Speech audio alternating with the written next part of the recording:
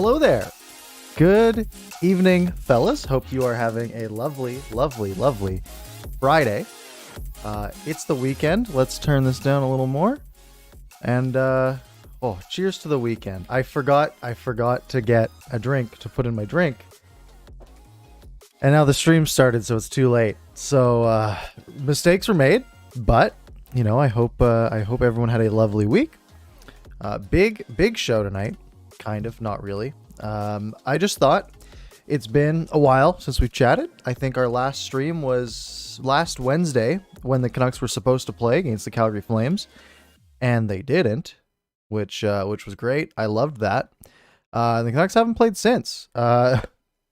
The last time the Vancouver Canucks played, we were live on March 24th, about 16 days ago, and we have just been hanging out ever since. What are all these buttons here? Oh, I can put an ad in. Oh, okay, when I go get a drink, I'm gonna hit you guys with an ad later. But it is Thursday night. Thursday nights are for the boys, as everyone knows. Interesting that I didn't get a notification. I see why I didn't get a notification. Wasn't logged in. But yeah, we are going to be talking a bit tonight about Tanner Pearson. Of course, got to talk a little bit about Tanner Pearson. We're going to be talking a little bit about Canucks After Dark, of course, because I am fired up about that. I hope you guys are too. What else are we talking about? Trade deadline is on Monday. That's going to be exciting. I hope you guys are going to be ready for so many moves the Canucks are going to make after Jim Benning said today that they're not going to make any. Or probably won't be very busy, which is great. I love that. That's great for me making videos on every move the Canucks make, because they're not going to do anything for me to talk about. So hopefully we get at least something to talk about. So without further ado, we'll allow another minute or so for a couple more people to roll in. Hopefully, I know there's no games recently, so I don't expect a huge turnout here on a Friday night. But if you haven't already, we'll start with a plug while we wait. Canucks After Dark. Oh my goodness, pointing up here. Up here. That logo, Canucks After Dark, new show with Canuck Clay, Monday night, first episode, trade deadline, 10 p.m. Pacific, 1 a.m. Eastern for you late night folks. What's up, JK? How you doing? There we go. Look at that. The chat box works, although it's really small. I wonder if I can make that larger. I think I can. No, that's not it. Font settings, font size. Bring it up, bring it up, bring it up. Okay, now we should be looking at better chat on the side there. Yeah, Canucks After Dark, linked in the description. It's going to be linked in every video. I'm going to be talking about it in every video up until Monday, because that is going to be a ton of fun. So if you're not subscribed to Canucks After Dark already, make sure you go do that. Lincoln's never going to leave. Well, you should open a new tab and make sure you're subscribed over there. There we go. I like that. Now the chat is actually visible for you guys on screen. We've got a new look tonight. Before I had my face was kind of tucked into this corner here, and we had like my big name at the bottom and all this other garbage over here. And now I figured let's clean it up a little bit. Let's put me sort of on the side. We got our nice little mood lighting behind us. We've got the plant. The plant was a big plus. We got the Golden Gate Bridge, I think, behind us. I don't know. It's the Golden Gate Bridge is not silver, but that is a bridge behind us, and it just adds a little bit of spice to the style here. What do we got here? I'm sorry, I'm gonna butcher your name. Is it Naeem? Hello, Fire Benning. Okay, I respect your opinion. I'm not gonna disagree too heavily. Chanel, you like my videos? I really appreciate that. Thank you very much. JK Gaming. What is your new show called, and what are you going to do on it? Well, I am glad you asked. Look at it. They're just teeing me up for this one. The new show is called Canucks After Dark. I really need to use this hand to point that out. Canucks After Dark is the name of the new show.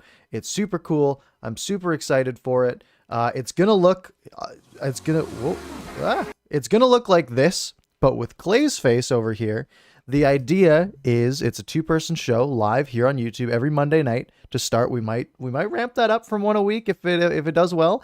But the idea is a two-person live video-focused show Monday nights, 10 p.m. And if you miss it, it's also on podcast platforms. It's slowly rolling out. I think it's on Spotify and Pocket Casts right now. So you can go look it up there and you'll find it. But for today, we're just hanging out. We're just doing a little chat. Amjad,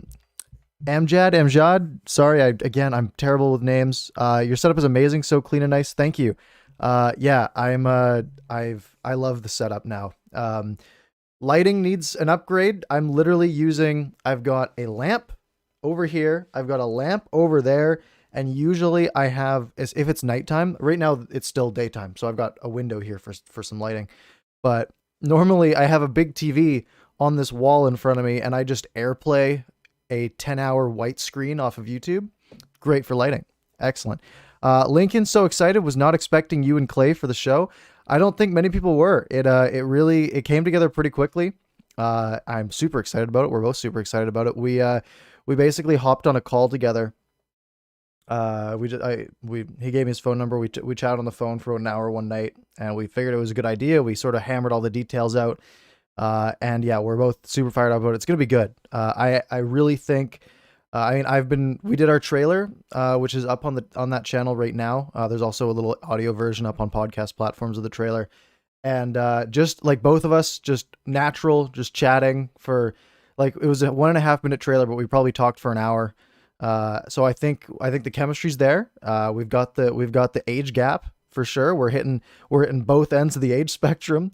So, it's going to be a lot of fun. Marjorie, hello. Good to see you. Naeem, what are your thoughts on the Pearson extension? Well, again, big plug time. I do have a video 11 minutes long on the Pearson extension. Basically in summary, not the biggest fan of it. I think you would have been better off, prioritizing people like Pettersson and Hughes. Tanner Pearson, in my mind, fairly replaceable at that money. I don't think he was really the hill to die on. I think you could have waited till free agency, waited 2 weeks into free agency, right? You could come back August 1st and potentially find a similar caliber player and maybe at a bit of a cheaper price, but we'll see how it goes. I just thought with the kind of poor season he's having that you might have been able to snag a bit of a better deal on him. But either way, how many people on the Canucks have COVID now? So we've had no new positive tests in the last couple of days, which is great. We have, I think it's still at 21 players, 3 coaches, 1 member of the support staff. No other news today. Benning and the team doctor, who is also named Jim Bovard, had a nice chat that I listened to most of today, basically saying that they have confirmed it was a variant. They can't really tell which variant it was yet because genome sequencing takes a while, but that is a work in progress. But yeah, it's basically everyone but a handful of players like Besser, VC, Miller, and Ben, maybe? I don't remember exactly what the 4 people who didn't have it was, but it's basically everyone has it. So it's a mess. Lincoln just watched the intro. Good. I can actually see if I can see when people roll in over on that channel. So I'm watching you guys. I just saw the sub number jump up a lot. So we love to see that. Thrago, hello. Good to see you. Chanel, getting your Pfizer Moderna on Thursday. Nice. Fired up for you. I am very, very excited for when I will eventually be able to do that, which should be June. Should get the first dose in June as a youngin. Marjorie, will the Canucks re-sign Travis Green? That's an interesting question. Jim Benning said today they have every intention on re-signing Travis Green, and I believe him. The issue kind of goes down to, does Travis Green, like if you're Travis Green, your contract expires in 3 months, 4 months here at the most. 3 months. I think July 1st, maybe even earlier, might be middle of June or early June.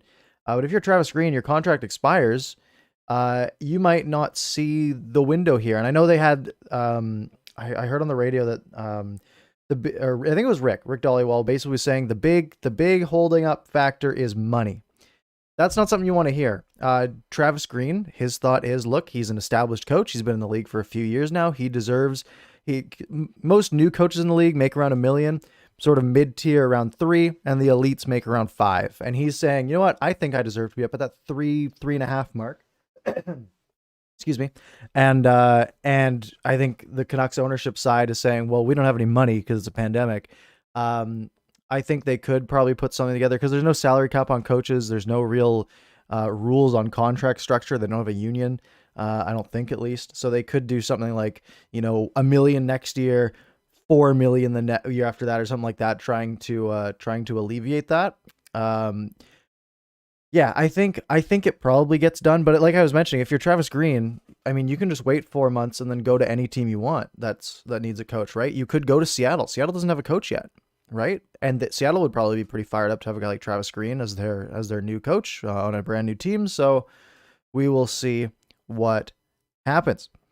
EPR is hyped for Canucks After Dark. I'm very hyped about it as well. Miller, Besser, Ben, and VC, some of our better players. Yep, they got lucky. Have you seen any update on PD? I think Jim Benning mentioned today that they think he'll be back soon.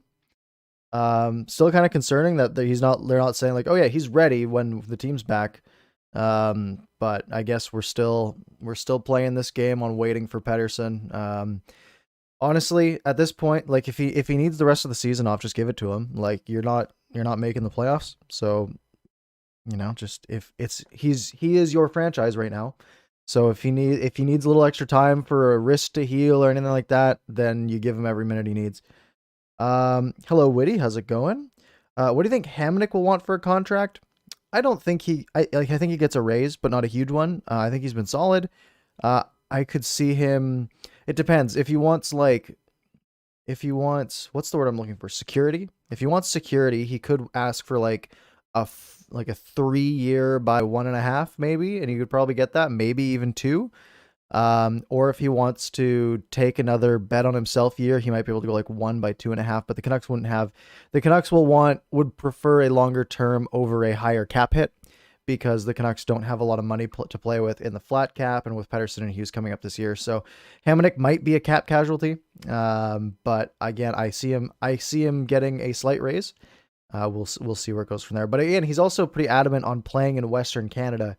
So if that's the case, then I could see him. Oh, that might have just been for the pandemic. But if that's the case, I could see him taking potentially a pay cut to stay in the area.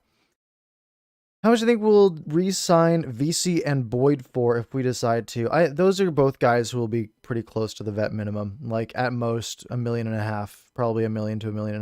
I mean, they both got waived, and neither of them have had the chance to really play. So they don't really have the resume to get a raise off of when you're not even playing games. Lincoln says Benning's contracts make my head hurt. Yeah, it's kind of you kind of just get thrown in the washing machine with Jim Benning sometimes, You get the real highs of the Bo Horvat contract and the Thatcher Demko contract and like all these solid deals, like especially in the RFA side, you're like, all right, Jim's doing great. And then you get the Louis, the list goes on, right? I can't even get into it. The Pearson, the thing is, at most, Pearson might be overpaid by like $750 to $1 million, right? Like it's not that egregious, but in a flat cap, when you have to re-sign your 2 best players, $1 million is a lot right now. Gmod, hey, welcome. Your stream's level 1,000 now. Nice setup. Thank you very much. I'm really happy with it. I love my camera. I got the mic on an arm now, but I can only get it to here because the cord is very short. But now I can get it nice and close for the audio quality, so I sound good. I literally got the arm because of our new show. I'm sorry, I tapped it and it's probably really loud. Got the arm so it would look good and sound really good on our new show. Canucks After Dark. Again, if you haven't subscribed to the Canucks After Dark channel, Monday nights, 10 p.m. every Monday, late night talk with Canuck Clay about the Vancouver Canucks. You can subscribe, link in the description, podcast available on Spotify and Pocket Cast, and it will be on Apple Podcasts soon. But yeah, I wanted to look good. I have to have the nice, this photo in the background is just there because, and this plant was put here, and I thought, you know what, it actually looks kind of good on camera. So we'll stick with it. Time for hockey. I wish Benning had a translator because you don't understand what he's trying to say. Public speaking is not Jim Benning's strong suit, and it doesn't have to be if you're a GM. But it is still important. He's not a PR guy. He's a little too honest, I think. He's no nonsense. He says what he thinks. He thinks what he says, and he just he's that's sort of just the Jim Benning way. Lincoln asked, did I get a new camera? A while ago. I'll kind of give you the progression. I started out just using my iPhone. It's an iPhone 12 standard, in blue, because blue is sick. And I just used that for a while. And that was when I was doing like my first handful of videos that I did in my car, inspired by Clay. And because we had upstairs neighbors that they could hear if I was talking loud, and I didn't want them to like hear me trying to make YouTube videos for my 8 subscribers. So I'd go in my car, had a selfie stick, and was basically just like had the phone out here, doing that. And then after a while, I was like, look, I want to level up the stream, and this isn't something you have to do, right? You look at like gear isn't that important, but I love tech and stuff. So I have a good camera. It's just like a kind of like a point and shoot digital camera, but it's really good. It's called the Sony ZV-1. I love it. Virtanen for Colin Miller. I haven't looked into this too much. But let's take a quick look. I know Colin Miller's decent. So he's 28. He's under contract for 1 more year, 8 points this year. He's playing for the Sabres. So, I mean, the last 2 years are a write-off.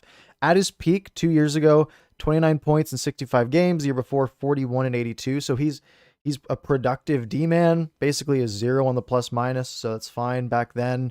Cap hit of just under 4 million through next year. So you got to think of the cap implications, right? You have Jake Virtanen, who's at about 2.5 right now.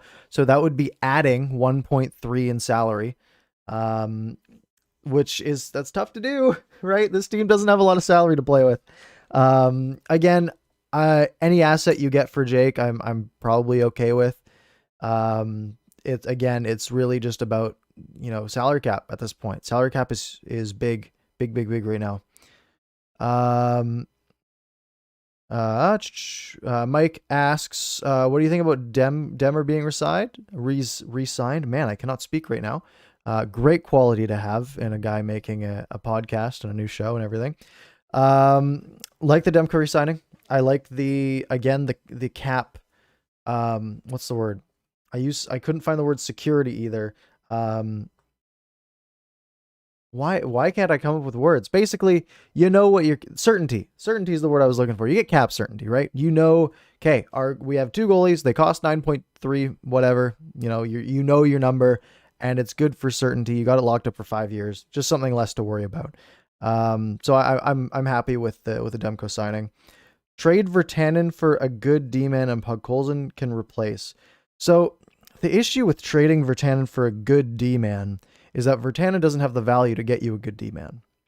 So it would that would be tough.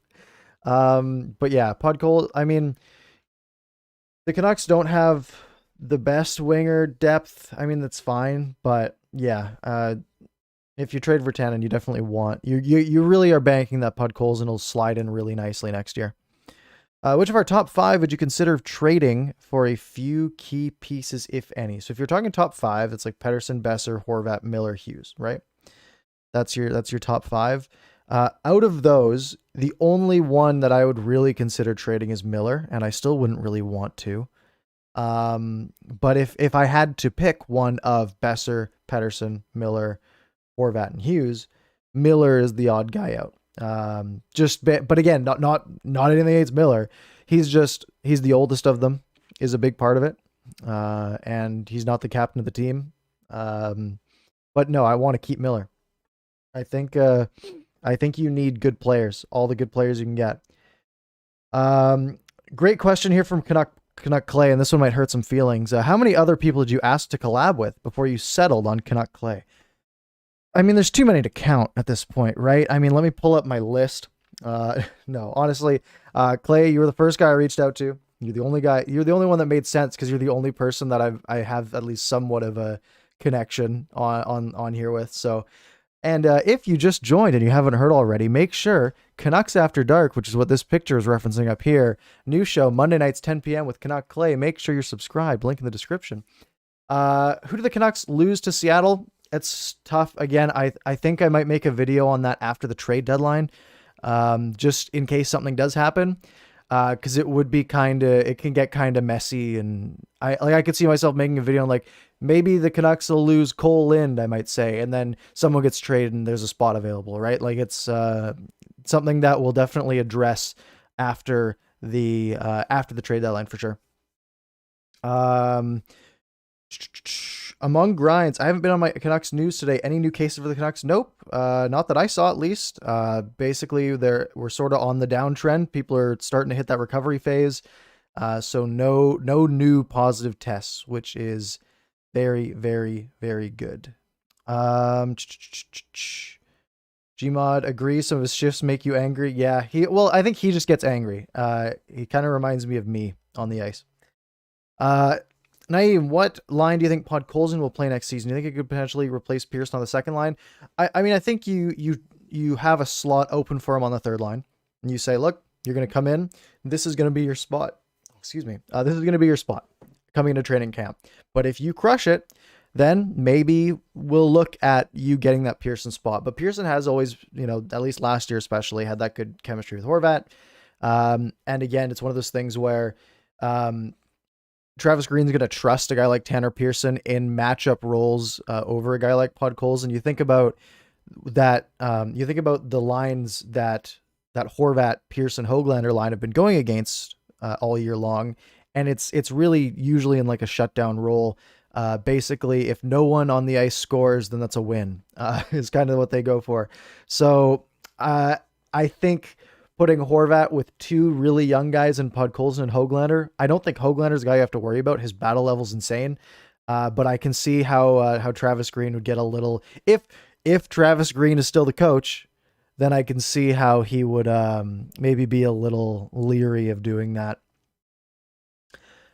Where were we? Everyone's saying sup, Clay? Yes. Paul Kim, did you see the Leafs trade? What do you think? Very minor trade. It was a conditional 7th that can turn into a 6.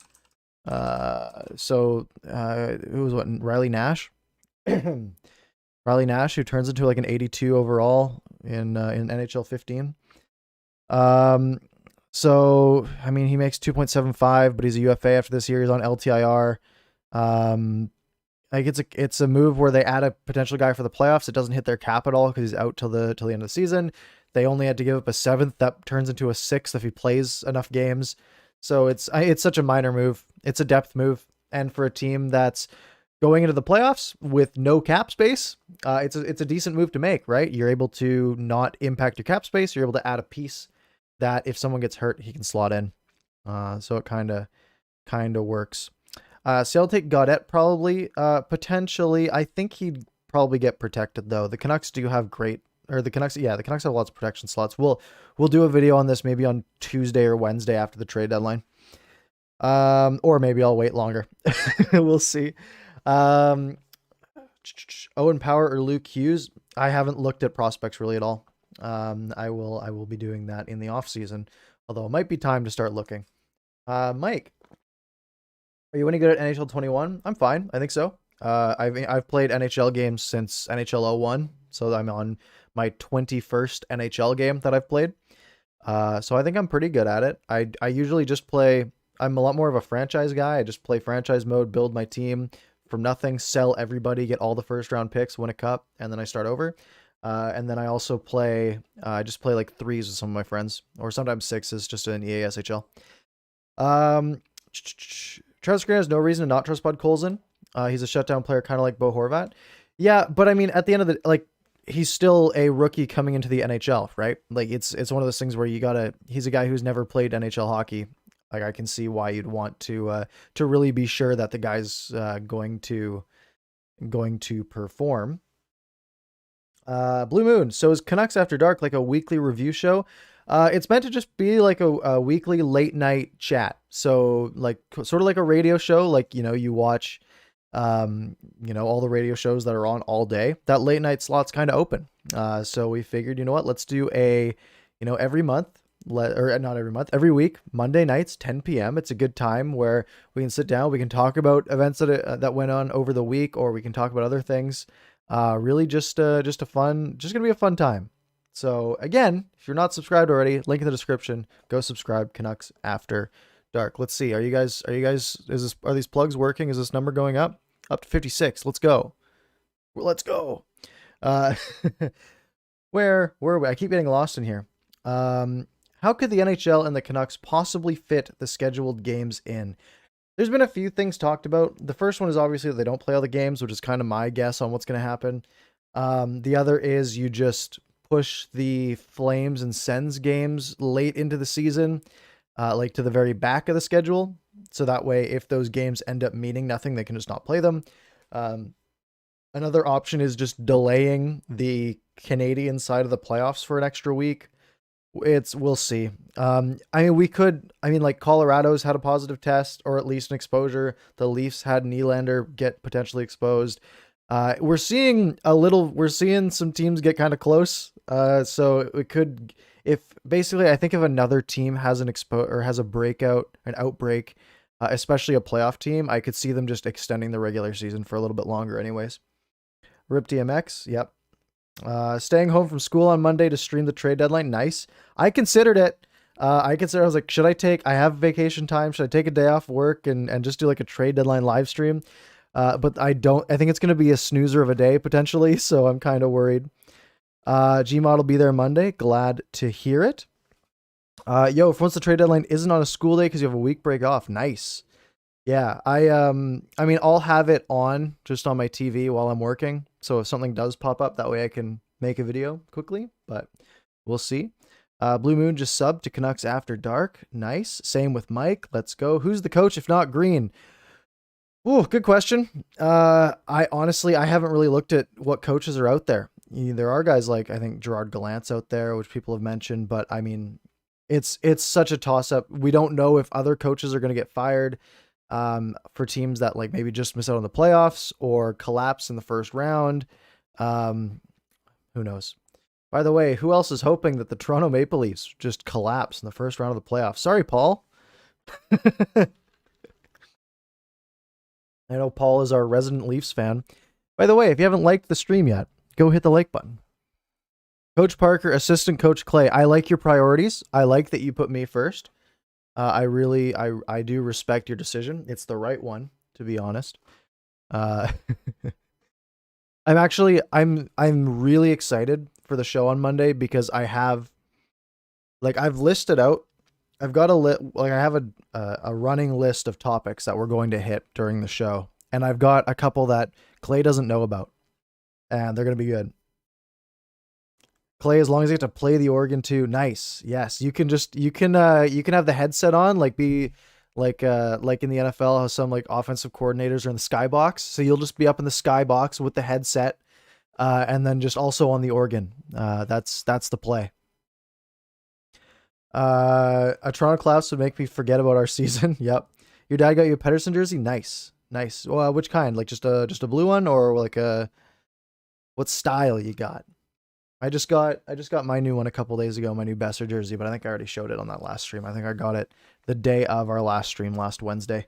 But it's the Heritage. It was like last year's third jersey. The stick and rink with just like the green armbands. What do we do with Edler?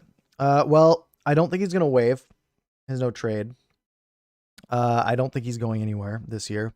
I don't know. I don't know if they like I think it's up to Edler, right? I don't think he wants to go anywhere else. He doesn't want to play anywhere else. So it's going to be up to him. He's going to say, look, I'll play. And then hopefully Jim Benning says, okay, well, if you're only going to play here, you're going to take whatever number we give you. But Jim Benning loves to give out that money. So I don't know. Some people were saying he might retire. I mean, how old is he? He's like 34. Is that right? 34. Yeah. He turns 35 in a week and a half, 2 weeks. Good for you. Fun fact, Alex Edler's first name is Ulf. I didn't know that. Blue and green with a whale. Okay, so the classic jersey. Yes, Claytoven. That's excellent. That is great. Let's see. How's our plugging doing? 58 subs. Good work, fellas. Again, if you're not subscribed to Canucks After Dark, go hit the subscribe button in the description. It's also on Spotify. So if you like I mentioned in that teaser video for Canucks After Dark, I do mention if 10 p.m. is too late for you, or you're an audio only kind of guy, or you want to just listen in the car on the way to work, it's available. It will be available on all of the podcast platforms. Right now, it's just on Spotify and Pocket Casts. But I think Apple Podcasts just takes a while to get approved. So I'm hoping Apple Podcasts is up by Monday night's show, so that way we can promote it and tell you all to rate it 5 stars, because that's good for us. Jim's contract with top tier talent is good. However, the grit grinder contracts he gives out needs to stop. I think the guy just loves to he just loves to give out the big deals to the grinders. I think it's because that's just his style, right? Like that's his era. Yeah, I think opportunity cost is kind of an issue there. Is it on YouTube Music? I've never used YouTube Music. It's not being directly posted to YouTube Music. However, it is. We're doing it live on YouTube, and the VOD will stay up on YouTube. So if YouTube Music allows you to basically play the audio of any video, then it'll work. I've never used YouTube Music, but if it's not on YouTube Music, it will end up being on Google Podcasts, Apple Podcasts, every podcast app under the sun, ideally. Parker's done 98% of the work so far, and that's probably an underestimation. I wonder what the actual math is. You put in a couple of good hours. I mean, I haven't spent a ton of time on it, but 98% might be right. But no, it's totally fine. Totally fine. I say that every time. I enjoy doing all this work. Like again, I showed this once, and it's the same as in the teaser video. But like, I really like. I'm so fired up about like sort of neon vibe that we got. I'm really, really excited about it. Oh, that killed the chat. Whoops. If you're a free agent, you would definitely want to come here. Jimbo sets you up for life. Yeah, he kind of, I mean, yeah, if he's going to give you the money. If you're wanting to win, it might not be the right move. But if you're all about the cash, Nielser, hello. Gmod, Clay, and Parker together is an awesome idea. You watch every video by both of us. Wow, lots of repeat content for you. Well, the same news twice. No, that's great, Gmod. I notice you in the comments all the time. Really, really appreciate it. What a collab for real, says Paul. Yeah, I mean, I shot above my pay grade. That's what I said in my message to him. I sent him like, because Twitter DMs, if you send a DM on, oh, sorry, I'm really sorry about that. This mic gets in the way. I'm not used to it. But a Twitter DM is like this wide. So when you write like 3 paragraphs to somebody, it ends up just getting so long. So I sent Clay a novel on why he should team up with me and why he should do it. And he said yes, which was pretty cool. Yeah, shot above my pay grade. Gadovich is a beast. 9 goals this season. I guess the comps didn't play for a while, because I remember he had 9 goals a while back, or like 8 goals or something a while back. But yeah, it's I hope Gadovich can find his game. I am worried that he might be just a bit too slow for the NHL. But we'll see. He's, you know, if he's good, he's good. We'll see what happens. Clay, yes, it was long. You need to buy a new phone just to read my message. I mean, I had to make sure that you would say yes, which I fully expected you not to, but we'll take it. Next Canuck to retire. Well, let's think of the safe bets. Alex Edler is a decent bet. Who else is old? Louis is a decent bet. Ferland might be a good bet. Yeah, I don't know. I guess Ferland's probably just going to stick on LTIR for a couple years. But I think Edler is the easiest answer. But could be someone, if Edler doesn't retire this offseason, then it could be a Louis or someone of that ilk. Holtby is also maybe a decent option. He's still a little young. I could see him. I mean, maybe he just doesn't want to be a backup. That's also possible. If Edler retires, does he get any honors from the team? Yeah, I think he'll be in the Ring of Honor, I think. I mean, he's got like does he have most points as a defenseman? Most points Canucks, or is he second? Defenseman all-time NHL leaders. Yeah, so he has the most points by a defenseman with 407 points, 75 or 82 clear of Oland. He's played 909 games, so if he does play another season next year, then that'll get him he'll get right up to 1,000 if he played every game. I think him not being in the Ring of Honor would be crazy. And it's weird, right? Because people like Edler's just such a quiet guy that it doesn't stand out that much. But yeah, I think I don't think it's a hot take. Kearns has 321 points.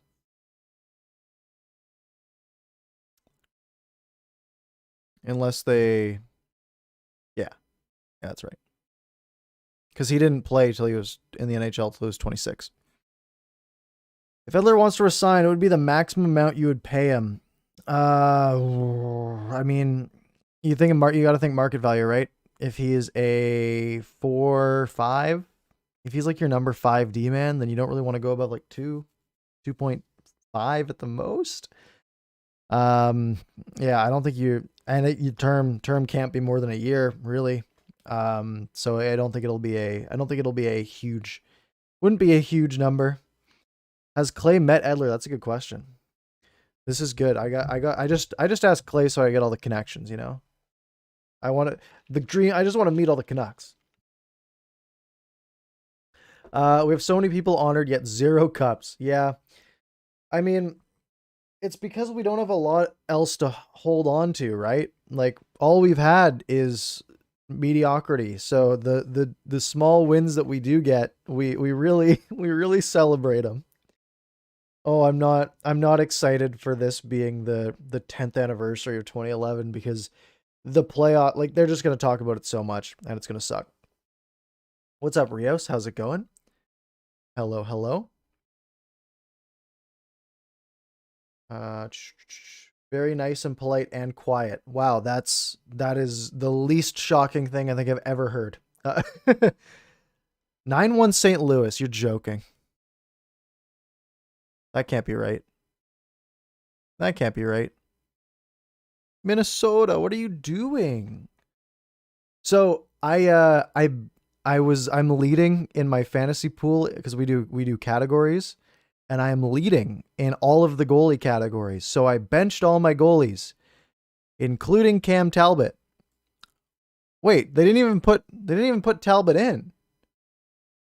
Kakinen played the entire game. He let in 9 goals and he didn't get the hook? He played the full 60 minutes and he stopped 29 of 38. What are you doing? I guess I didn't have to bench Talbot. That's wild. That's wild. What Canuck would you rather meet, Besser, Petey, or Hughes? I think Petey would be the coolest guy out of the group. He just seems like a fun, cool dude. Besser and Hughes would both be very quiet, I think. So I don't think I mean I think I'd just be shy around all of them anyways because I'm a pretty shy guy, but you know, I just kind of fanboy. Excuse me. Do you think Benning and Greener will be around next year? I think so. I was pretty sure that Benning wouldn't be up until the Demko contract. And now the Pearson contract is showing that Aquilini's letting him spend money. So I think he'll be around. Travis Green's a different story. I think they're stuck on money is what Rick Dollywall said. So it's kind of like, if I'm Travis Green, do I want to come back to Vancouver? Like if there's another team that has a coach opening, like maybe a team that's about 200 miles south of here, a brand new team that doesn't have a coach yet, I could see them maybe pitching him, throwing in some money at him. Imagine a Clay Parker and THG podcast episode. Well, I mean, I know Clay has mentioned that we're not going to, like, the plan isn't to have like a bunch, like, we're not going to have like guests on every episode or anything like that, or like just have a bunch of guest slots. I mean, it's mostly going to be the two of us, but I think we might have the occasional guest. I think THG is a little bit above our pay grade. But you know, you shoot for the stars. We'll see. And we could do that one in person because we're all in we're all in the same area, kind of. I mean, it would be a 40-minute drive, whatever. But yeah, that might be a way down the road thing. I wouldn't get your hopes up on him being one of our early guests. Also check the Arizona Vegas game. Arizona Vegas, 4-0 Vegas. Loading. Shots are, it's the first period. 2:41 to go in the first period. Arizona has 5 shots. Vegas has 22. Lord, that is wild. That is wild. Anyone see the DeSmith save? I did not. I'd show it to you guys, but that would be copyright. I saved the copyright infractions from my film analysis videos, and even then I get around it by playing the video at half speed so it doesn't get picked up. You'd like to meet Jake? Would be a fun night out. It would be a fun night out. That is for sure. Go hit up the Roxy with Jake. Man. I'd be natural among the Canucks. You're the same age. Yeah, except they literally make, you know, 1,000 times the money I do. I guess maybe, I don't know. They make so much money, and I'm very antisocial, or very introverted, not antisocial. But I think it would just be us standing like, hey. Like, I think they're, yeah. You're old enough to be some of their dads, except for Edler. Yeah, you could be Hoaglander's dad. Am we having issues here? Skipped frames detected over the last 2 minutes. Why? Your stream is experiencing issues. Let me know if you guys are seeing some problems. I think I am, personally. But let me know if there are issues. I wish it told me what the issues were. It's like, oh yeah, no, your stream's experiencing issues. It's like, what are they? I'm lagging. That's so weird. I have good internet. Sometimes I freeze. Is the audio breaking up too, or is it? Because if it's just my video, I don't care that much. But if it's the audio too, then that sucks. I'm gonna run a speed test, which probably won't help the internet. Audio good, video chops. Sold. Sold. Who cares about video, right? Not like this is a video platform. We'll have this taken care of for Monday night.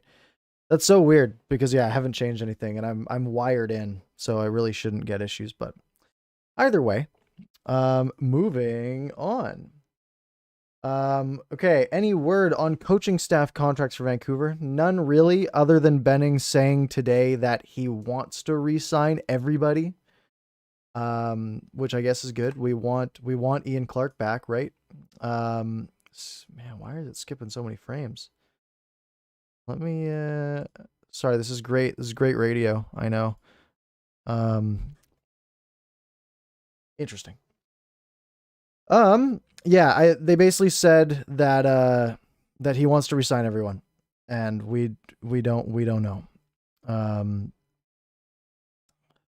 why is this dying on me? Rathbone will be our second best D-man next year. That's a hot take. That is a hot take. Not lagging anymore. That's surprising because it just popped up saying that there's an error, but we'll take it. Okay. Rathbone will be our second best D-man next year. Let's process that. So I'm assuming you're thinking Quinn Hughes will be 1, right? And then are you going with, you're saying Rathbone will be ahead of Schmidt, which is kind of a hot take. Who else even plays for the Canucks at this point? Yeah, I mean, I could, if he's really good, and I think from what we've seen, he's pretty good. So let's hope, right? Also, if you haven't already, go subscribe to Canucks After Dark. Link in the description. that's why we're here, right? We're just here to talk about our new show on Monday nights at 10 p.m. live here on YouTube and up on podcast platforms shortly after every show. Levy, yeah, I think Rathbone might.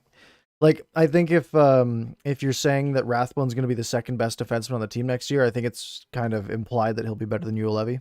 If that's your thought process. I'm not saying that he will be better than Levy right away. But that's kind of has to be part of your thought process. We need an RD desperately. Yeah, we need a lot of things desperately, to be honest. Ian Clark's the only coach I'm worried about at all. Yeah, I think so. I think guys like Travis Green, I think is a pretty standard coach. I think he's pretty replaceable.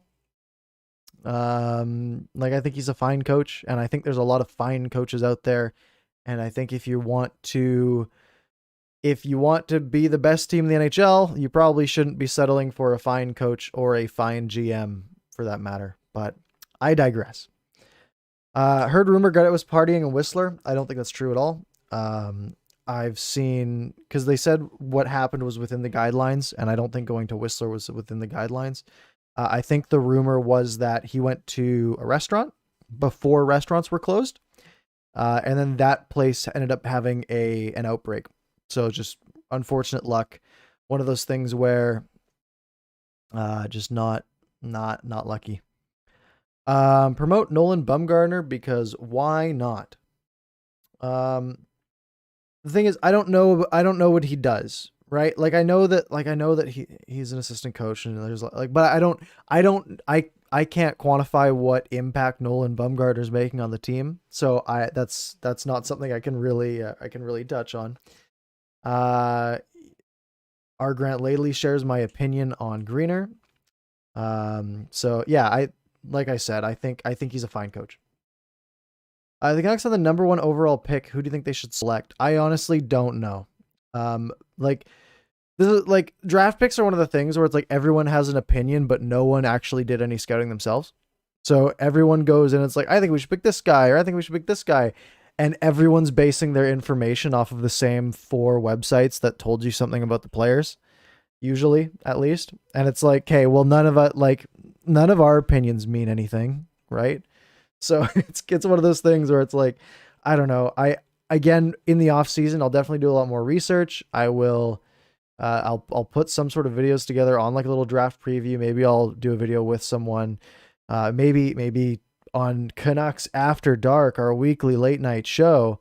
Maybe we'll have a draft expert on before the draft or something neat like that. Who knows? That would be neat. Connor Bedard will be better than McDavid. I think you said that last time, or at least someone did. That's going to be interesting to see. That would be cool. I'm all for stars in the NHL.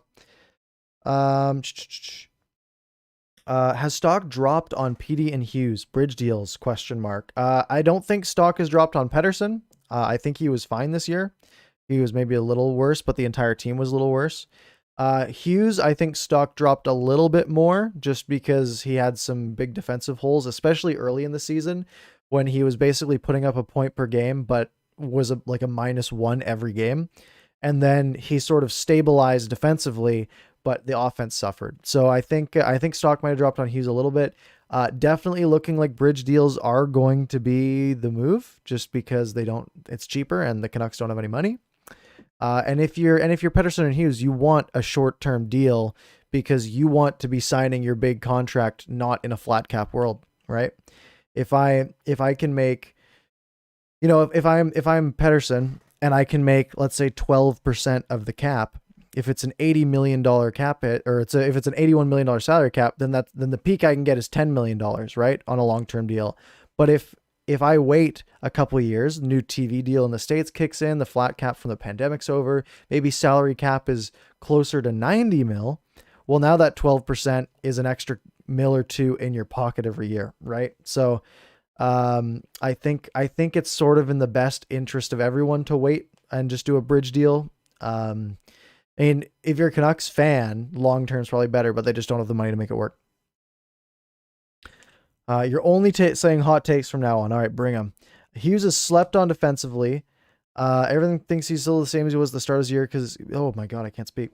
He's still the same as the start of the year because his plus minus is still bad. Yeah, I think there's less people saying that Hughes is bad defensively as there were at the start of the year anyways, because I think at the start of the year he was genuinely playing poorly defensively. And I pointed that out in a lot of my film analysis earlier in the season. But um, and I think most people who are still saying that don't really watch a lot of games. I think he's fine defensively. And most of that is because he's a pretty smart player and he has the foot speed to basically bail himself out from mistakes. So I think he's fine. I don't think he's bad. Oh boy, he's just firing them out. Tyler Myers has been great this year. I think he's been good. Honestly, I think he's been fine. I think he's been chaotic. I think Wyatt Arndt, the stanchion, has put it best when he says that Tyler Myers is basically just chaotic neutral, just chaos. He contributes offensively. He can contribute defensively. He takes a million penalties. There's just always something happening when Tyler Myers is on the ice. Sometimes good, sometimes bad. It's always just crazy. Hughes' play improved when Hamonic settled in. Absolutely. I think him and Hamonic have really actually like I think that balanced his defensive play, and I think it really gave Hamonic some confidence. Like we've seen, again, this was 2.5 weeks ago when the Canucks last played, but we did see like Hamonic just going out there, and it looked like he was just having fun, trying to make some moves and just playing the game, which was neat to see. It looked like he was getting some confidence. Pearson must be good in the room. 3 years, yikes, says Dan. Yeah, I mean I know he's good in the room. Like that's I mean that's the Jim Benning script that he went off of. But yeah, I think 3 years is too much, but I'm not the GM. So hot take, Jack Hughes is underrated. I'll be honest, I haven't watched pretty much any hockey other than the North Division this year. Just because it hasn't had an impact on what the Canucks are doing. I like Jack Hughes. I think he's had a rough go of it so far, but I think he probably is underrated. And it might just be him growing into his own skin, and it might just take some time. So, like not everyone is great in their first year in the NHL or first couple of years in the NHL. This season was rough. Remember everyone. Hughes, Besser, Petey, Hoglander, Demko, Podkolzin, Miller. The future is bright. I think it's fair that the future has some brightness to it. But then you also look at the other things in the future of like, how are you going of like surrounding though? Like it's a great core, right? Those 7 players you mentioned, like you take those 7 players and you say, is this a good enough core to compete for a Stanley Cup? And you'd probably say, yeah, that core could win a Stanley Cup if you can put the pieces in around them and build a competitive team. There's a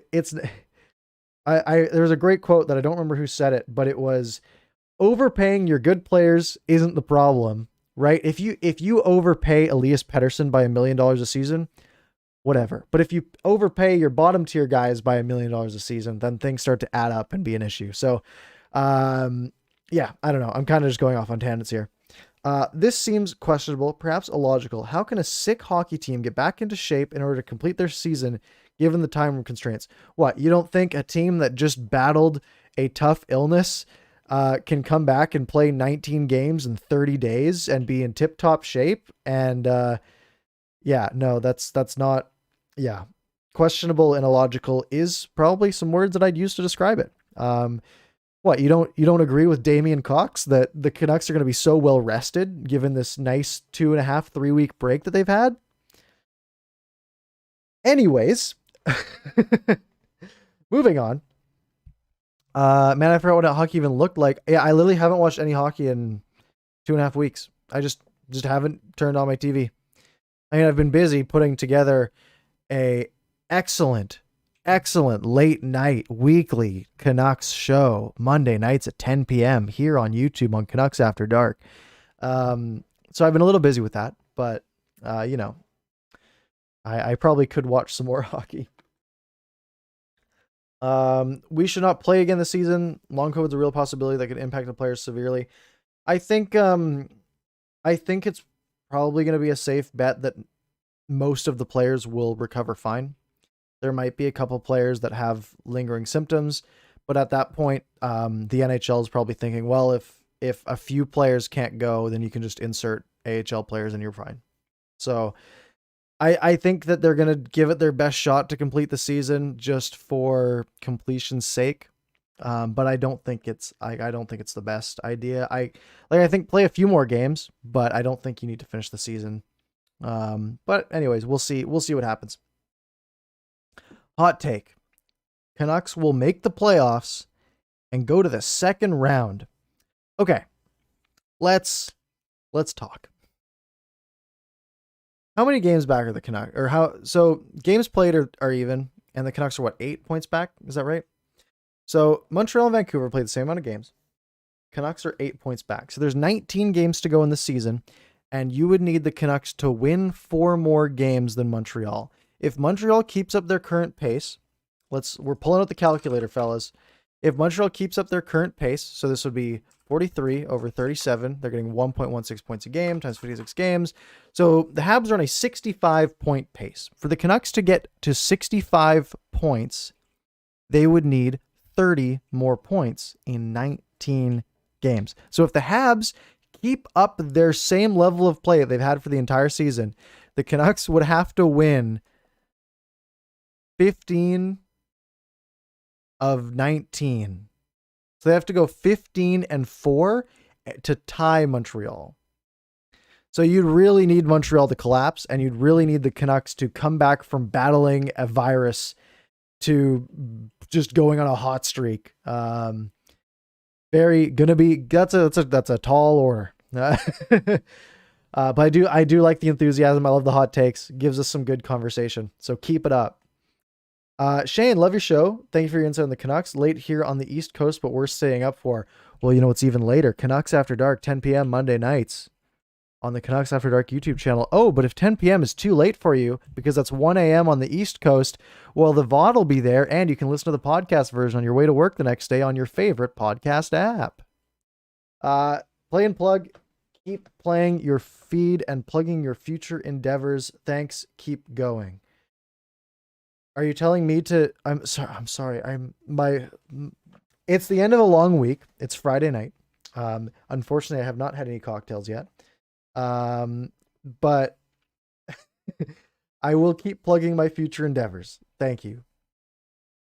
Hot take, Bo hasn't been good this year.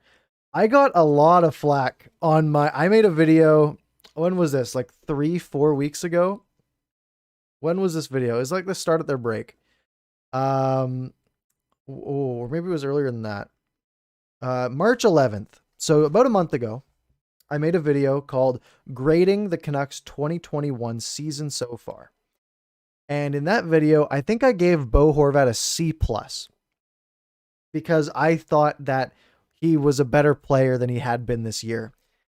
And that was mostly based off of the start of the season, because he had a pretty slow start, but I think he had been better leading up to then. Like, I think he had a few really good games before I made that video. And I kind of weighted the beginning of the season a little bit more than other people.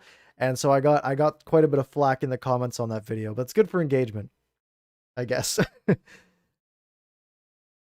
But yes, I think he has been better now. And I think that I would now give him a B. So please don't hate me. What do you think is a reasonable expectation for fans to have with Podkolzin? Seems like opinions vary widely among fans. I'd love to know your take. Well, the issue is that we haven't seen him play, right? We've seen clips from the KHL and we've seen his stats, which are not as good as his play suggests. And we've seen that he hasn't been getting really any ice time. I think reasonable expectations are for him to come over to play 12, 13 minutes in the third line, get used to the NHL game, maybe put up 25 points, and just slowly work into the NHL. And if he comes, sort of what our expectations were for Höglander this year, but if he comes into training camp and he's very impressive, then, we can change our expectations from there. But I think so many people are so excited, and we've been so spoiled with guys like Pettersson coming in and putting on a show year one, Besser putting on a show year one, Quinn Hughes putting on a show. Niels Höglander this year, just putting on a show in his first year. I think it's dangerous to just assume that every prospect is going to do that from now on. So I think we should keep the expectations a little bit low. Maybe shoot for, 25 points, third liner, solid to start, and then he can grow into that. Like, he's young, right? He'll be like 2021. So those are my expectations. You can expect whatever you want. You can be a lot higher on him, but that's my personal take. As an educated viewer of Parker's Pucks, I am willing to bet Skittles are nearby. Not in the room. No Skittles in the room. They are all on the other side of the door in the hallway in a bag. But I probably have... There's probably 50 packages of Skittles out there. And that's not because I buy Skittles. I don't like having candy in the house because I will eat it all. But they ended up here. They're all expired by a couple of months. That's why we got them for free. But it's sugar, so it's not going to go bad. And if I die, I died going out eating Skittles, so it's fine. Hot take: we are using Schmidt completely wrong. I think that's kind of fair, but I don't think the Canucks have another choice. I think they're using him the only way that they can with the roster that they have, right? Because the Canucks just don't have enough D-men that are solid. And I think he's been fine doing what the Canucks have asked him to do, being sort of playing a bit more of a defensive game than maybe he's used to. And I think he's been fine. Lotto line followed by Pods, Bo, and Höglander is elite. It is elite if Podkolzin is what we think he will be, or what we hope he will be. Nice to know Parker's close friends with Marshawn Lynch. Love me some beast mode. Yes, I would love to be friends with that man. Hot take: Pettersson should be in the Rocket convo. Well, there's no conversation about the Rocket. The Rocket is just a stats award, and that's just most goals. He's not even close. How many goals are, because I know it's like Matthews and is it Draisaitl up there too right now in goals? Or it's McDavid. Okay, Draisaitl's one back. So Matthews has 28 goals. There's no conversation. McDavid's at 23, Draisaitl at 22, Rantanen at 22, Ovi at 21. That's crazy how many goals Matthews has. Connor McDavid has 69 points. He has 46 assists. That's absurd. Anyways, moving on. Hello. Yes, it's me. It's the Soviet Union. Oh no, the Soviets are here. Anyway, what would your reaction be if Benning gave Hughes a 7x7 or an 8x8? I would drive over to Scott Road and I would party in the streets with everybody else. If Quinn Hughes got a 7x7, yeah, no, that's party in the streets time right there. I would love that. 8x8, same deal, baby. Hook that into my veins. Died with a taste of the rainbow. I must be killing you knowing the Skittles are so near but so far. Can you smell them? No, they are packaged. They are sealed. And Skittles are a terrible, terrible thing to eat while you're live. I tried it last time. I ate one Skittle and then I was chewing it and I was like, it's impossible to talk with a Skittle in your mouth. And you don't realize how long it takes to eat a single Skittle until you're trying to talk to 50 people live. It doesn't work very well. So no Skittles, no food during live streams. That's the rule. Only drinks that you forget to put anything fun in. So it's just Diet Coke. Delicious. Love me some Diet Coke. Brock on pace for 40 goals finally, and it's a shortened season. Wonderful. I think we just need to be happy that Besser's back to being healthy. And I think this is the Brock Besser we're going to get in the future, as long as he stays healthy. That back injury, the wrist injury, he hadn't had the chance to be like rookie Besser was. That shot, man, like we saw it basically right from the first game of the season, how much zip his shot has when he's healthy. Just lethal. Hot take: Pettersson is better than Matthews. I disagree. I think he's a more complete player. But I mean, if you asked me if I'd rather have Elias Pettersson or Austin Matthews on my team, I'd probably take Matthews because a guy scoring 28 goals in 40 games is so valuable. Like 28 goals is so absurd in 40 games, right? He's literally on pace to have almost a 60 goal season. That's so like you just can't replace that. And I love Pettersson so much. Also, I disagree. Clay had a take on his stream last night. Someone mentioned it was like, would you make a trade for? It was like Eichel for Petey and Gaudette, and I think Clay said no.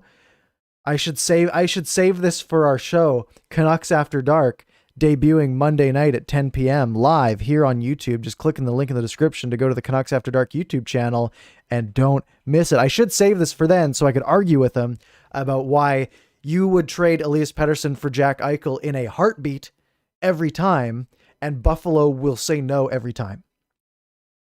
But I digress. Hello, Jamie. Hello. BCNSL, can we get Joe Sakic to negotiate these deals for us? Just as a favor. Burnaby Joe? Joe's a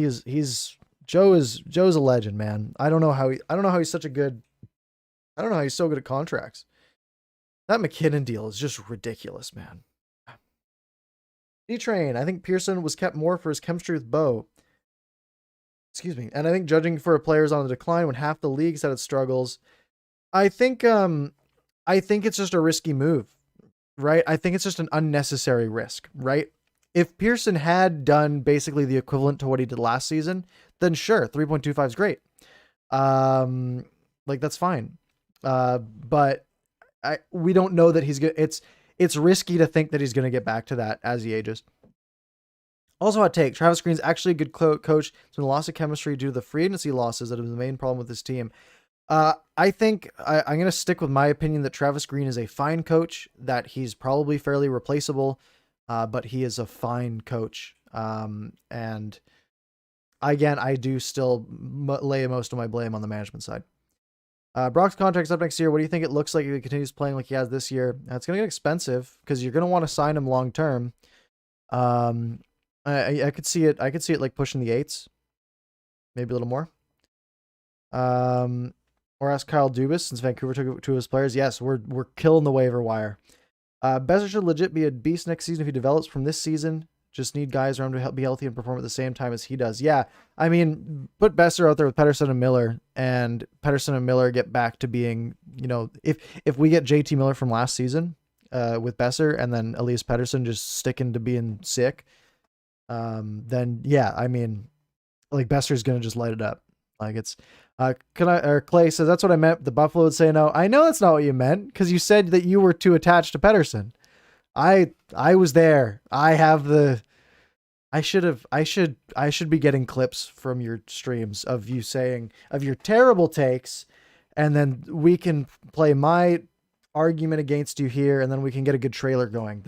We need to build up some beef before our first show. Hot take: Pettersson is still young and will get way better than Matthews. Yeah, but Austin Matthews isn't old. Like, Matthews is 23. Like, he's not old.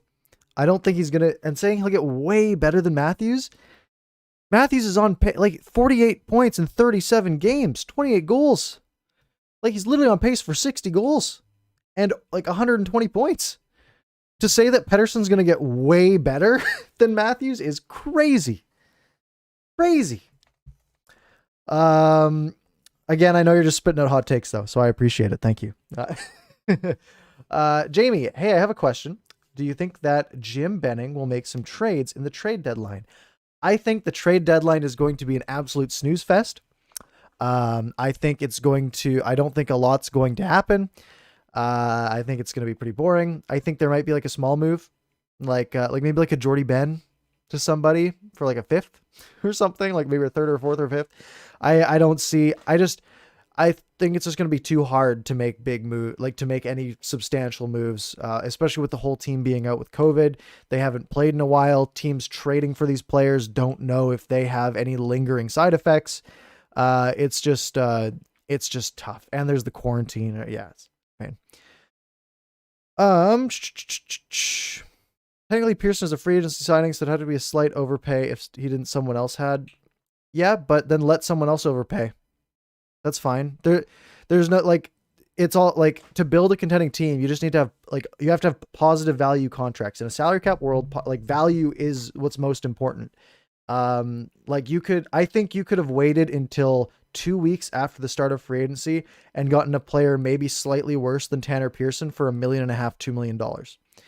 So I think you try for that value and hope that you can maybe use some of your depth, guys like Cole Lind or Podkolzin, to try to fill that gap, which is a little risky. But if you're not competing for 2 years anyways, like Jim has said, then who cares about next year, right? Wait, Brock has a clause that it has to start at 7 million. Yeah, so his qualifying offer, which basically aligns with whatever the dollar value in the last year of his contract is, and I think they've actually taken that loophole out of the CBA now. But yeah, it has to be 7 point something as a qualifying offer. But I think especially if he's fully healthy, then he gets that walking away easy. Make sure to put heat in the title for more views. Always be going for the views, baby. Thoughts on how we handled DiPietro, whether Holtby will be around next year, and how our situation and goal is going to shake out for the next few seasons. Next year, DiPietro will be starting in the AHL. I don't see any reason why not. He needs to play games, and he needs to play a lot of games. He's still only going to be like 22 or something. Like he's young. He's not ready for the NHL. Like he's super young. Get him back in the AHL. Get him playing every night. Just get him firing out games played, making some saves, getting hit by some pucks. And yeah, I think you just let Holtby ride as a backup next year. Because if you're not competing next year, like you said, Jim, so I don't know. Clay should write a 30-second intro tune for the show. Yeah, get on the piano. Start tickling the ivories. Get us a nice little jingle. If Jim was competent, Ben would already be gone. He's easily replaceable, and the teams may actually want him. Well, he has till Monday. Yeah, I think Ben is an easy trade chip though. Hot take: Virtanen is the worst player on the Canucks. Disagree, because sometimes I get to shotgun beers because of him, and that's a lot of fun. When you get to that part of the lineup, lower in the lineup, it's all about fun value. And Virtanen provides a lot of fun value. If next season is laid out the same as this year, send DiPietro to Utica. No more waste in development. Yep, absolutely. It won't be laid out the same as this year, though. Everyone's going to be vaccinated by next season, so it's going to be pretty normal. So yeah, I think we're just all systems go as of next season. So, but yeah, he'll be in Utica anyways. Betting said on 650 that you guys don't have the full information. Paraphrasing, you're starting to think they have something up their sleeve. Man, has Jim Benning ever had anything up his sleeve though? Like let's just be honest here. When is the last time that Jim Benning made like a complicated, shrewd move that you were looking at like, oh, that was really creative? It just doesn't happen. If it is something like him knowing that the Jay Beagle injury is going to have him on LTIR for most of next year, and that's going to fill up $3 million of cap space, I guess that's not like a complicated, shrewd move. But if it is something like that, then that would make a little bit of sense. But still, that doesn't mean you have to go overpaying your third line players. It's a totally separate issue. Pretend isn't really that bad. We need to move on. Yeah, I think moving on. I think he has a negative value contract for next year. It's all about value. Value is key. Super hot take. Jake Keeley is better than Mikey DiPietro. Can't believe I really said this. I can't believe you really said that either. Moving on. Matt, welcome, Matt. Aquaman should eat a whole bunch of crow and get Linden back when he gets rid of Benning. He was right about the rebuilding timetable. Yeah, but like, do we really want another person back at the helm that has no managing experience? Like, again, I don't want like an old guy that's done nothing or just been in the hockey world forever. But like, I don't know. Like, we don't know anything about what happened, right? We know that Linden wanted to rebuild for longer, but that doesn't mean that he would have been a good GM or anything. I don't know. It's one of those things that we don't have enough information. We don't know. Would be interesting, but it won't happen. I think where Pettersson is a better player than Matthews is the two-way game. Yeah, I think Petey might be a little bit better two-way, but again, just a guy who can score, 50 goals a season with ease is just crazy valuable. And I think that just sort of outdoes two-way game. You look at a guy like McDavid. McDavid's defensive game's awful. Like, McDavid's not good defensively, yet he's so Jay Fresh on Twitter, who puts out these like visualizations, basically these like just like infographics, and it shows what percentile of the league each player is in by wins over replacement. So it's broken out into a bunch of different categories. Basically, look at Connor McDavid, and it's like offense 100th percentile because he's the best offensive player in the league. Defense, he was like 5th percentile. Like 95% of players are better defensively than Connor McDavid, but total value, he's still at the top. Like having a player who is that good offensively and like Matthews who can score that many goals just outdoes so much of the need for being a good two-way player, especially if you're playing on the top line, because you can just get 60% offensive zone starts consistently. So I think it's I think two-way game isn't as important on elite players, if that makes sense, because they can just play in the offensive zone and come off when the puck's in the defensive zone. You're never going to kill a penalty, right? You're just on the power play.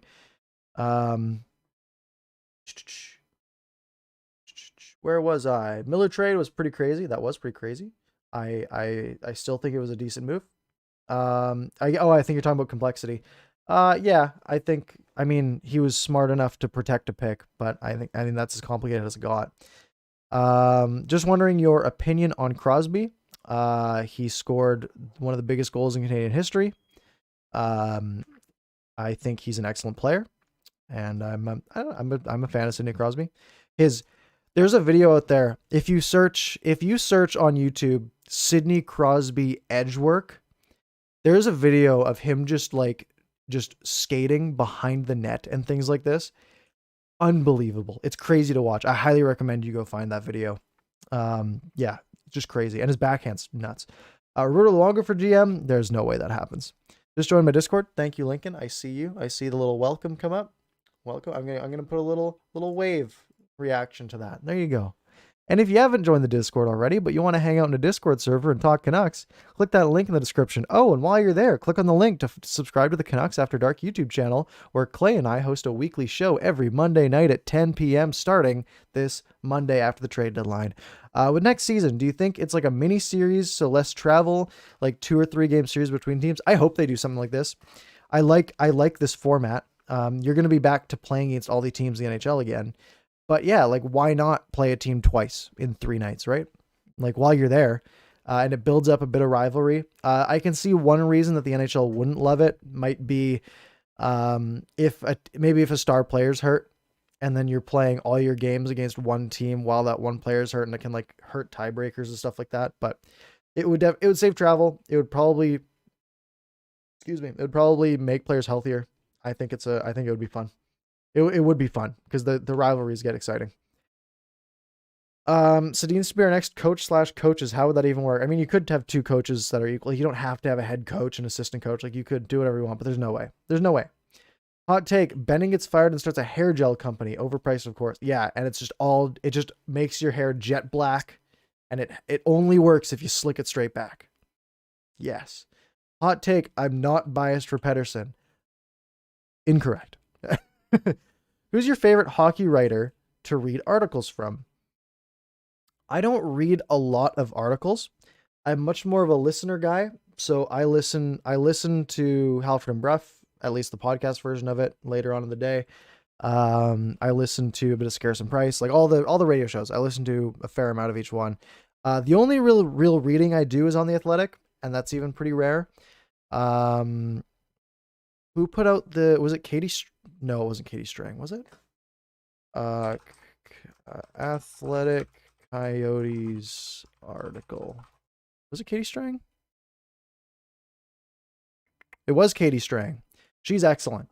She works for The Athletic. She does very good reporting. That would be my one recommendation. You don't need defense when you have the puck. Fair. Just subscribed. Was wondering who your favorite goalie is. Well, thanks for the sub. My favorite goalie, if we're talking right, this is tough. Of all time, it's Luongo, obviously, because he was the guy in my prime growing up. if you're talking right now, I think it's probably Demko because I'm biased. I like a lot of I honestly just like goalies in general, except for Jordan Binnington. So, I like all goalies mostly. The Soviet Union. I mean, if even the elite players, have good two-way capabilities. That's why I think Datsuk is better than guys like Taves or Malkin. Datsuk was another level. I mean, he was also just crazy good offensively. Yeah, you should have good two-way capabilities, but I think it's less important when you're scoring 120 points a year than it is when you're scoring 40. And especially because you're just playing in the offensive zone most of the time. Jim Benning gets fired. Who do you think will be the next GM for the Canucks? This is tough. I was going to do a video on this a couple months ago. I had a list of all the potential GM candidates out there, but now I honestly don't think he's going to get fired. So I've stopped doing research on it. Yeah. Can't wait to see you and Clay. He is a mega sweet man. Yeah, he's the nicest guy. I mean, I talked to him. I mean, I'd never spoken to him like face to face, like not face to face, but on an actually like audio call. We've just like DM'd each other before, but I hadn't talked to him like for real until a few days ago. Yeah, nicest guy out there. Resign Demko, yes. Resign Pearson, no. Yeah, I think that's kind of the vibe we're getting from everybody here. Hot take: Hughes is greater than Hughes. That's correct. Thank you, Soviet Union. With like no cap space, some are theorizing that Louis might retire after getting his last signing bonus. Thoughts? He could, but would you? I mean, if you, he's still traveling around with the NHL team. He's probably having fun. I mean, maybe he'd rather be playing. I think he'd try to just get bought out instead. Right? Like, I think if he said, like, I don't want to play anymore and the Canucks would just buy him out potentially. I don't know. I mean, that would be great for the team. I just don't see it happening. Why aren't we playing Podkolzin? Because he is in Russia. He's under contract with the team in the KHL that is still under, that they're still playing, and there's no reason to burn a year of his contract for him to come over now. So we'll see him next year. He's stuck in the Soviet Union with our boy here. Burroughs for coach and Luongo for GM, and both Sedins for assistant. This is trying, like, could you imagine how much everyone in the league would laugh at that? Being like, oh wow, really reliving your glory days, hey? Like, be the laughing stock of the league if we did that. Leafman's made such a big deal acquiring a crippled fourth liner. I mean, yeah, but we also made a big deal about acquiring Jimmy Vesey and Travis Boyd and Travis Hamonic. Are we much better? When I started this channel back in December, one of my first videos, I'm going to go back to my oldest videos. My first few videos, they have more views now because people have stumbled upon them, but they had like 7 to 20 views. And then I made a video that the Canucks signed Travis Hamonic to a PTO. That video got like 150 views, which isn't a lot for me now, right? But when I was a guy who had 10 to 20 views in every video, I had one that got 200. Like, clearly you guys care about, like, we don't really have a leg to stand on here. We would be doing a pretty similar thing. Clay says, I'm too kind. You're just very averse to conflict. Oh, me too. That's going to be great for a radio show. Clay's a friend of yours. That's great to hear, Jamie. Kevin Bieksa for coach. I think Bieksa's doing just fine with Sportsnet. He's been such a big part of Sportsnet. He was on his interview with Halford and Bruff on Monday was hilarious. If you haven't listened to that, I recommend it. But before you go listen to that interview, I recommend going to the Canucks After Dark YouTube channel and making sure that you're subscribed to the show for our first episode on Monday night, 10 p.m. after the trade deadline, with Canuck Clay and me. We're trying to acquire all NHL players named Travis. Yes, that's the goal. Travis Dermott, come on down. Pavel Bure for coach. What? Why? Why would he do that? Who's your favorite Canuck of all time? I usually go with Naslin when I get asked this. I feel like you've asked me this before, Lincoln. but I think Naslin's usually what I go with. But yeah, for current favorite Canuck though is probably Besser. Brock Boser. We are coming up on 8:30. My initial plan was to do this for an hour, and it's been an hour 25. It's been an excellent hangout with you guys. We'll go until 8:30, so just under 6 minutes. So get your questions in now if you have any more, and then I will send you over to. Then you can go subscribe to our show. What is this? Important message for this guy. That's a scam text. When Travis Green is fired and when Torts is brought back, celebration intensifies. Man, Torts wanted no part of being here. Like, the fact that he lived in Point Roberts was so funny. Like, the fact that he literally commuted across an international border to work every day because he didn't want to live in Canada is just so perfect. If they don't fire Benning, should they hire a new president? Yes, but they won't because that costs money, and Francesco doesn't want to spend any money. Unfortunately, that's why Travis Green isn't extended. It seems, at least per Rick Dollywall, that they don't want to spend money, so they're not going to spend money, and that's just the way she goes. Oh wow, that really dimmed it. Yeah, that Building Brock documentary really solidified my love for him. That was really good. Yeah, I remember watching that when it came out. That was really good. And it's hard not to root for a guy like that, right? Like he's the perfect man. So jealous of that guy. He's got the hair. He's got the looks. Life ain't fair, fellas. Life ain't fair. Honestly, Torches is not a good fit as a coach. Whoever said bring him back, just no. I mean, the entire Soviet Union said that we should bring him back. And do you really want to go against Vladdy? Yeah, no, he's not a good fit here. Knowing the housing prices here in Vancouver, I get why I lived in Port Roberts. But yeah, he was making like a few $1 million a year. Like he could afford to live in Vancouver. He could afford the $4,000 a month in rent for a nice condo, or maybe $6,000 a month in rent if you want a really nice condo, right? Like he could swing it. Melissa, Brock has better hair than you. Yes. I just said that. Thank you. No, that's not, I'm not going to. Canucks make my life better and worse. Yeah, it's mostly just worse. It's mostly just worse. We are here to suffer. No, honestly, I miss hockey so much. You're haughty too, brah. I'm sorry, Cam. Thank you. Canucks After Dark, color me there. Good. You better be there. Be there or be square, as the cool kids say. Subscriber numbers are so broken right now. I've been watching the subscriber number on Canucks After Dark all day, and it went from it got up to 45, and then 50, and then it dropped down to 46, and then it got to 51, and then it went back to 45, and now it's up, and then it hit 60, and now it's 57. YouTube's broken. I don't think people are going there and unsubscribing since we haven't posted a video. It doesn't make any sense. YouTube's broken. Anyways, I'm just talking about other stuff.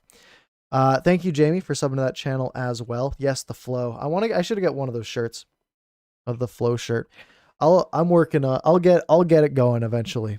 Eventually, I think Melissa will hate it, but Adam. Okay, you put Adam Gase for Canucks coach. I don't know why that didn't come through on the other chat for some reason, but it's on the screen. So, Adam Gase for Canucks coach. My goodness, that would be hilarious. 61 subs. Yeah, it's weird that it says 57 over here. We'll see. Matt, glad I got to catch a bit of this. 4:30. Go to sleep. Yeah, go to sleep, friend. What's good is that it'll be 6 a.m. when Canucks After Dark comes on Tuesday morning for you. So perfect way to wake up in the morning, right? Glad that you'll be there too, Jamie. That's great to hear. I'm so excited. It's gonna be so fun. It's gonna be so good. It's gonna be just chef's kiss. You'll be looking for it. Glad to hear it.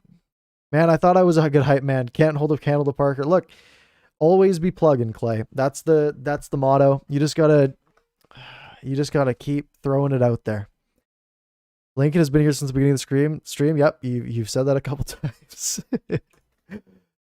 Okay, ladies and gentlemen, it's right about 8:30. I said I was going to wrap up at around 8:30.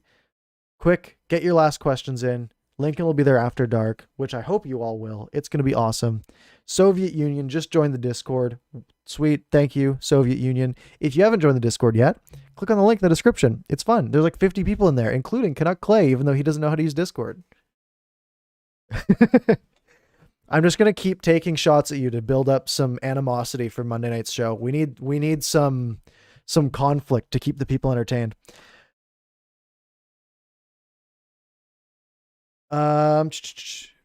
BCNSL, Canucks After Dark will definitely be a nice way to start your mornings. East Coast fans, it's always a bit rough. Yes, yeah, you can watch the VOD after. You won't get to participate in the conversation as easily, but you can always watch the VOD the next morning.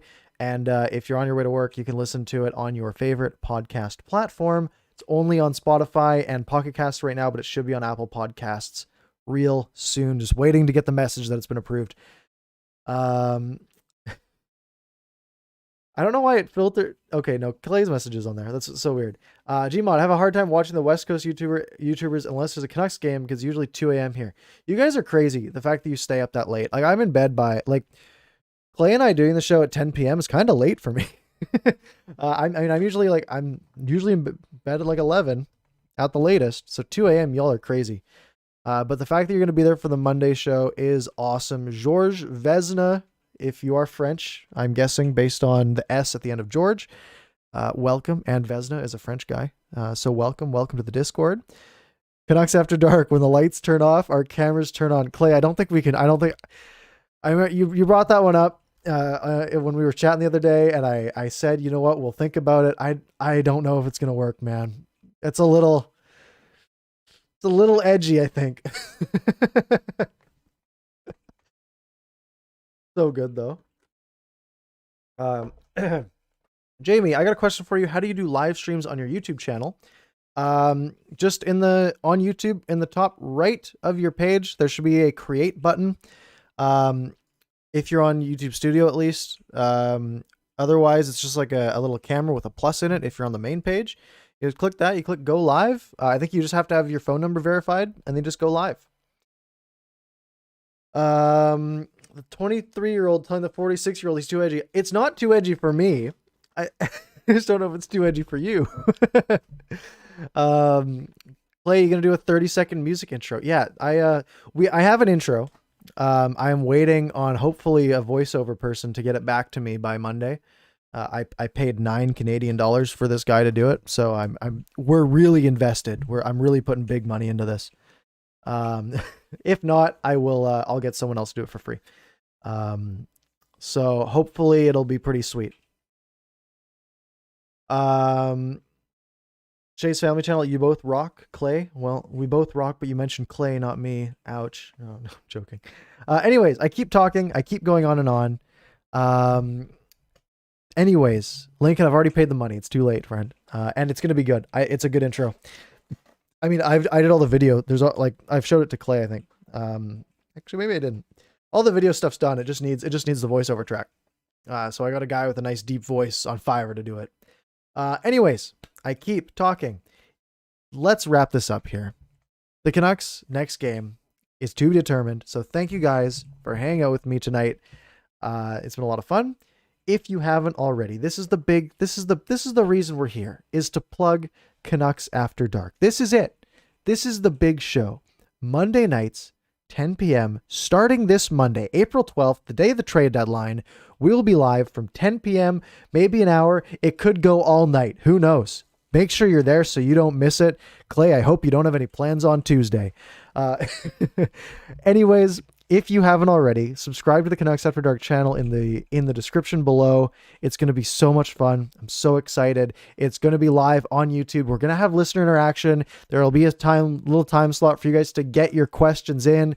We'll answer your questions, at least a couple of them. It's going to be so much fun. Make sure you're subscribed. And if you're an audio guy, go subscribe to the podcast on Spotify, on Pocket Casts. If you are an Apple Podcast guy, it should be there soon. I will link it on my Twitter, which, by the way, if you're not following me on Twitter, right over here, right in the corner, that little neon Twitter sign, Parker's Pucks on Twitter, same as my YouTube, same as everything else. And make sure you're subscribed to my YouTube channel so you don't miss any more of these live streams or any of my other videos. I will probably have a ton of videos up on the trade deadline if the Canucks make any moves, which they probably won't. Anyways, thank you all for hanging out with me. Robin Leonard's crushing it in Vegas. Glad to have you here, Robbie. Anyways, that is all I've got. Make sure you hit like on the stream too. If you haven't hit like on the stream, I can't even tell how many people have because I don't have the window open anymore.